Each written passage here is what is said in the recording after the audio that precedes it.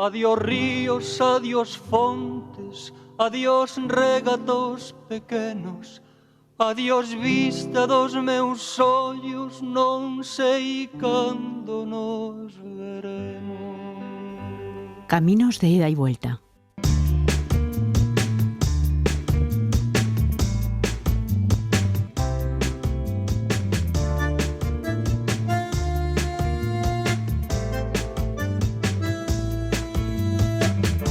Hoy en Caminos de ida y vuelta nos vamos a acercar a un museo importantísimo en nuestro país, en España, pero que creemos de trascendencia internacional. Lo creemos porque así es. Iberoamérica, todos los países de Latinoamérica están aquí representados de alguna manera, y el Museo de América, que se creó en el año 1941 y que pudo plasmarse, y este museo contiene colecciones, una colección permanente importantísima de las que ahora nos van a hablar, y también colecciones temporales. Bueno, qué mejor que contar con la directora de Patrocinio y Relaciones con Empresas, Virginia Molinero, bienvenida. Hola, buenos días. Y con la directora del Museo de América, a la que agradecemos especialmente que comparta estos minutos con nosotros, Concepción García Sainz, bienvenida. Muchas gracias, y al contrario, nosotros os agradecemos esta oportunidad. Hablamos del Museo de América como ese puente, como ese lazo que hay entre lo que era la metrópoli en su momento y lo que era Latinoamérica, como un recuerdo vivo desde nada menos que la prehistoria hasta aproximadamente el siglo XIX. Están representados muchísimos objetos, muchísimas colecciones. A mí me gustaría primero saber qué es en realidad el Museo de América, y aquel que no haya oído hablar de él se pueda acercar en el momento en que sea, los que están aquí porque están aquí en nuestro país, y los que vengan porque les invitamos desde aquí a hacerlo. Pues efectivamente, el Museo de América es esa institución que cuando ya en el año 41 se crea definitivamente y con este nombre, lo que hace es concentrar un objetivo que parece que consciente e inconscientemente, pues casi desde el propio siglo XVI está latente en España. ¿Por qué? Pues porque llegan obras, llegan objetos desde los primeros momentos, naturalmente de mano del mismísimo Colón, hasta todos y cada uno de los que después regresan a la península, de los descubridores, viajeros, como los queramos llamar, y también muchos materiales que se envían desde allí. Pues todos conocemos los célebres envíos de Hernán Cortés, como incluso alguno no llega a España, no llega a la península porque los piratas se encargan de atraparlo en el camino. Lógicamente estos objetos van a parar pues generalmente a miembros de la nobleza e incluso a los propios reyes, con lo cual de alguna manera se va creando ahí un fondo, digamos. Claro, muchas de esas obras se pierden porque tienen, por un lado, están hechas con materiales muy perecederos, como los riquísimos objetos de plumaria indígena, que naturalmente con una mala conservación pues es muy fácil que se deterioren y se acaban perdiendo por completo, pero que fueron extraordinariamente valorados. Otros, para su propia desgracia, digamos, los que estaban hechos en oro y plata, acaban fundidos, naturalmente. Creo que también hubo pues un incendio importantísimo en el Alcázar de Madrid, donde se perdieron muchísimas obras. Sí, así fue. En el Alcázar se van acumulando y es muy interesante, por ejemplo, ver los inventarios reales. Pues antes de que se produzca este incendio al que te refieres, el inventario de Carlos II muestra, y ahí, para nuestro regocijo, aparecen algunas de las obras que actualmente están en el Museo de América, ¿no? O sea que están documentadas en España. Hay obras que aparecen ya en los inventarios reales en el filo del siglo XVI.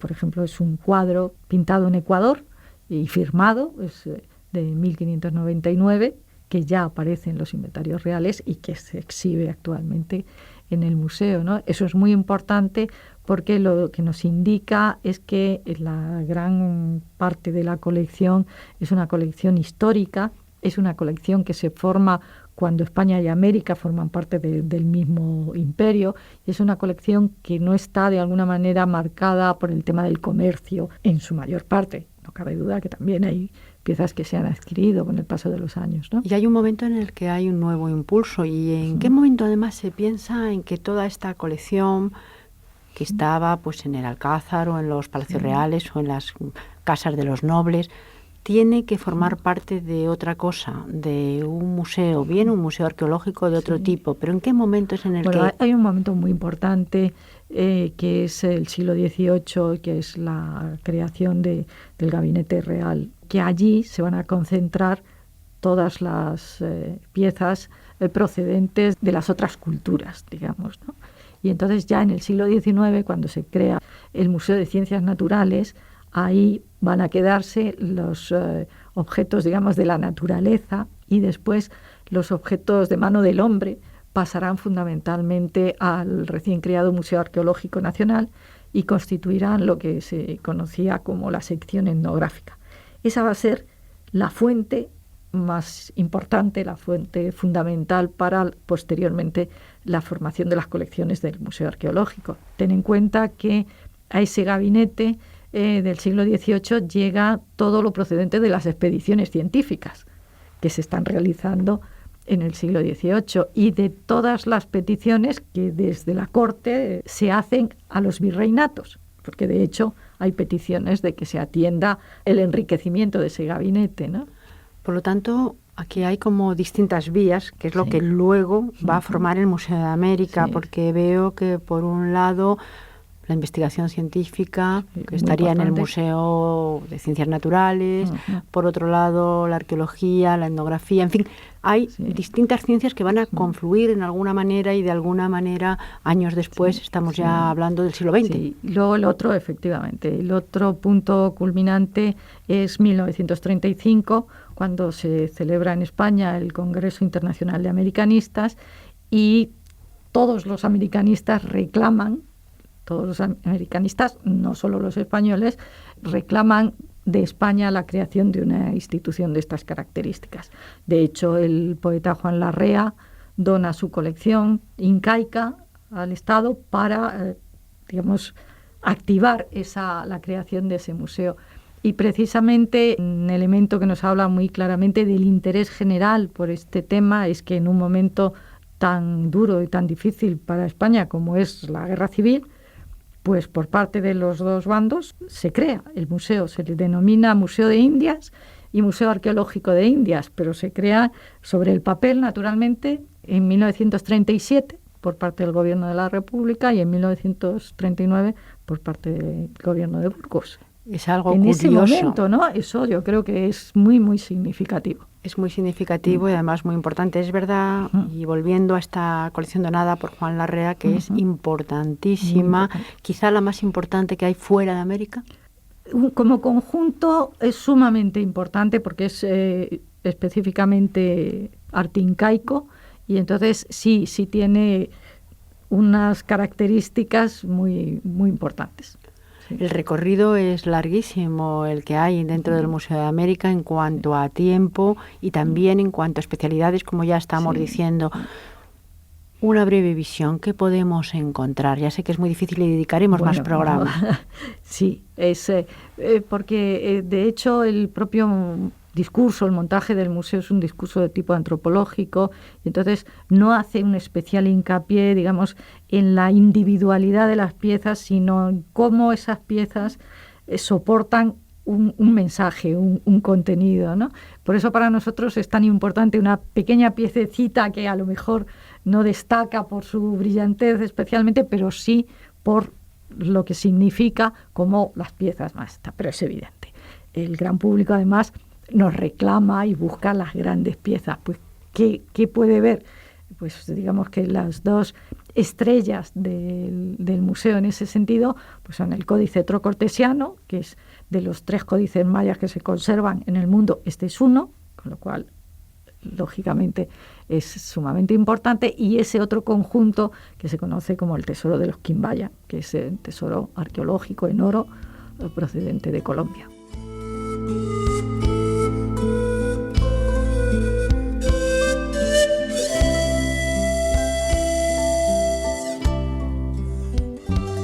Hay tesoros, hay piezas, por ejemplo, incas también. El Perú, por ejemplo, está muy representado. Sí. Está muy representado por una razón también histórica muy concreta.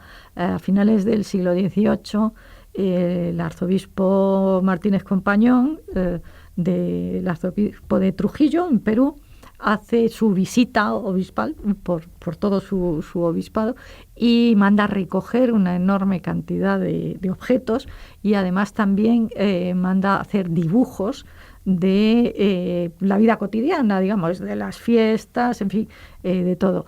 Los dibujos, afortunadamente, se conservan en la biblioteca del Palacio Real. Son 11 volúmenes, nada más y nada menos, y la mayoría, de luego, todas las piezas que se han conservado de las recogidas por él se conservan en el Museo de América.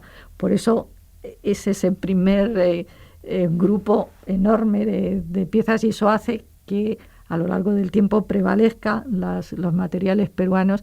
Curiosamente, el arzobispo se las manda a Carlos III y le dice en una de sus cartas que las envía para entretenimiento del infante. El infante es el futuro Carlos IV, ¿no?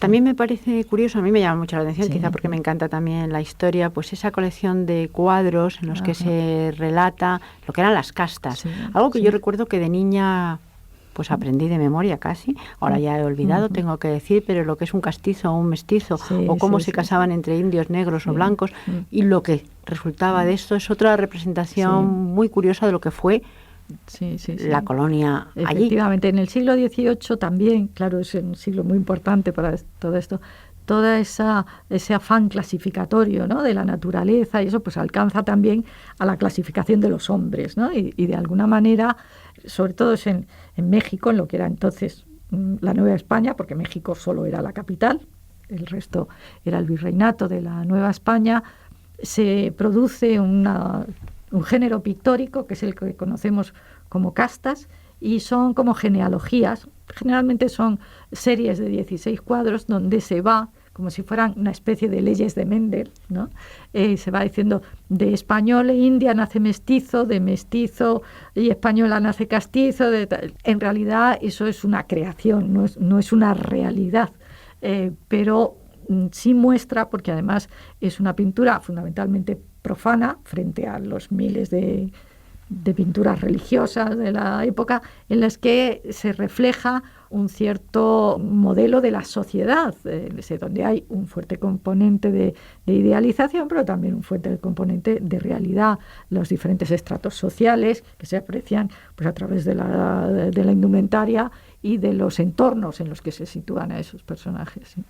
El fondo del museo son más de 25.000 piezas. Sí, son en torno a las 25.000 piezas. ¿Y expuestas 2.000 y pico? Más. Expuesto tenemos como un 15%, entre un 15 y un 20%. Estamos hablando de lo que es el Museo de América y de lo que es esa exposición permanente, ese museo que todos pueden visitar en cualquier momento. Pero el museo es muchísimo más. Mucho, mucho más. Y a mí me gustaría, puesto que hablaremos del museo con muchísima más atención en cada uno de sus aspectos, pero sí decir qué es lo que se hace de una manera global, porque las exposiciones temporales, distintas actividades, investigación, es muchísimo. Quizá a lo mejor pues también Virginia Molinero nos podría hablar un poquito de este tema. Para empezar, hay muchas cosas que están en continuo movimiento, porque el Museo de América es algo que se mueve continuamente. Si me permitís, os voy a decir algo que lo hablamos entre nosotros, o sea, esto como no nos oye nadie ahora, pues lo decimos, que decimos en broma, tenemos el lema de el Museo de América, mucho más que un museo. Es que es así, es que es mucho más que un museo, precisamente por eso, porque el museo podría ser todo lo que venimos hablando, bueno, que es muchísimo, simplemente hemos dado una pincelada, pero luego algo que se mueve y que continuamente va en evolución y va en cambio, pues se convierte en algo diferente, que quizá la palabra museo nos evoca otras cosas, y esto es mucho más. Pues sí, y dentro de esas iniciativas, Isabel, pues tenemos iniciativas más orientadas a atraer a otros públicos diferentes, ¿no? Concretamente, pues este proyecto Migrar es Cultura, porque entendemos que, claro, el Museo de América habla de la historia de América, pero también ahora mismo pues hay muchos inmigrantes latinoamericanos en España, muchos españoles que viven en Latinoamérica, esa relación permanente. Y el museo lo que pretende es mostrar pues cómo la cultura se transforma también a través de los fenómenos migratorios, tanto antes como ahora, ¿no? Migrar es cultura es este proyecto del que veníamos hablando, que hemos enunciado un poco al principio sin entrar en él y que ahora queremos también dedicarle estos últimos minutos, porque la migración es eso, es también cambio y es intercambio. El Museo de América ahí tiene que estar muy presente, sobre todo en estos intercambios entre España e Iberoamérica. Efectivamente, el proyecto Migrar es Cultura pues tiene, yo creo que, dos bases sólidas, que son una de contenido, en la que evidentemente el propio enunciado del proyecto lo deja claro. Para nosotros las migraciones son, la migración en su conjunto es un fenómeno universal y que abarca desde el comienzo de la humanidad. Países emisores de migración después son receptores y viceversa. Y todos estamos y hemos estado y seguiremos estando metidos en este tema. Por lo tanto, todas las culturas se enriquecen y se transforman con las migraciones a partir de contaminaciones, apropiaciones, en fin, todo tipo de cosas. Entonces, eso es una de las bases. Y la otra, que caracteriza fundamentalmente al proyecto, a Migrar, es que es un proyecto participativo. No es un proyecto, digamos, institucional, en el sentido de que el museo esté continuamente presente en él, transmitiendo ni sus opiniones ni sus consideraciones. No, lo que hace es que desde el momento en que se crea y la página web se abre a las colaboraciones permanentes de todo tipo de personas que sienta que tiene algo que decir con relación o algo que ofrecer, que puede ser desde una receta de cocina relacionada con ese traslado de productos de un continente a otro y cómo nos hemos ido apropiando cada uno de ello, a las opiniones de un filósofo o de cualquier otra persona, ¿no? Si queríamos traer este proyecto de Migrar es Cultura es precisamente porque la verdad es que nos va como anillo al dedo. Camino de ida y vuelta, que más que eso, desde una receta hasta una idea filosófica que va y que viene y que se transforma en el camino. Que se transforma naturalmente, y cada quien, cada país, sobre todo cada persona, cada individuo, la asume en relación con el contexto en el que se organiza su vida. Entonces, pues efectivamente, nosotros siempre también mencionamos todas esas cosas, como los españoles pues partimos de esos dos grandes alimentos que tanto es. Nosotros estamos hartos de repetir este tema, pero es que es así. Decimos la tortilla española, pues la tortilla española es la tortilla de patata, y la patata es americana. Y decimos todos los veranos que qué bueno el gazpacho andaluz, pero el gazpacho andaluz sin el tomate y sin el pimiento no existiría, ¿no?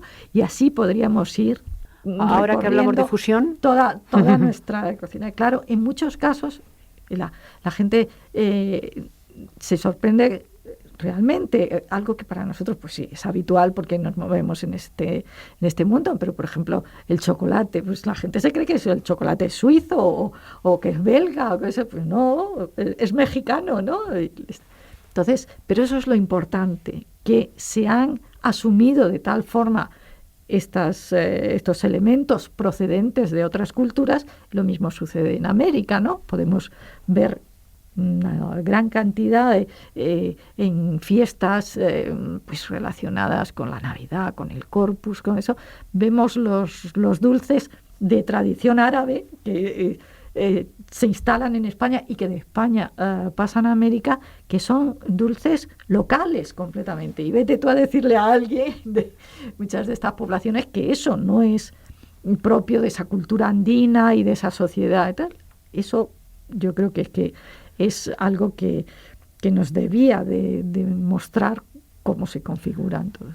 Hablamos, Virginia, de costumbres, de gastronomía, hablamos de historia, porque hemos dicho que el proyecto de Migrar es Cultura hace historia, pero hasta llegar al momento actual. Las migraciones que nos han venido y que ahora vuelven. Estamos tratando mucho también este tema aquí, ¿no? Por ejemplo, países como Ecuador, que han venido miles de personas a nuestro país, a España, como están volviendo, pero también como muchos españoles marchan ahora a Chile o a otros muchos países. ¿Se contempla todo en el proyecto y de qué manera? Sí, pues intentamos acercar esas migraciones contemporáneas, ¿no? Se articula a través de una web, con lo que nos permite acceder desde cualquier parte del mundo, que es www.migrarescultura.es, y desde ahí cualquier persona puede contar su historia, lo que le ha supuesto la migración, a través de un vídeo, a través de una fotografía, a través de un texto. Pretendemos que sea algo muy participativo, como decía Concha, por tanto, tú subes tu historia y tu historia está inmediatamente en Migrar Cultura. Y bueno, pues la idea es esa, que todo el mundo tenga la oportunidad de lo que le ha supuesto la migración, ¿no? A la vez se convierte en un proyecto de investigación, porque una vez que todo eso está subido, supongo que cada uno ha expuesto sus temas, bien sean culturales, bien sean de personales, todo eso se va a hacer un todo, se va a ver cuáles son los resultados, va a ser el final de esto. Esperamos que no tenga final, pero en realidad al mes que viene cumpliremos un año de estar la página abierta, y este es el periodo que nos hemos dado en principio para darla a conocer y para captar toda esa diversidad. Después, efectivamente, nos tocará empezar a analizar y sacar determinadas consecuencias, que bueno, muchas de ellas las vamos sacando sobre la marcha, ¿no? Pero efectivamente, las esperanzas que tenemos es de que cada vez se vaya enriqueciendo más la página y nos permita tener mucha más información. Ten en cuenta también que generalmente el público de un museo pues tiene unas características determinadas. Sin embargo, al abrirse a la página, la participación es más rica en el sentido de la diversidad, ¿no? De gente que, efectivamente, tú decías antes que los museos tienen así un poco, imponen un poco en el ese, ¿no?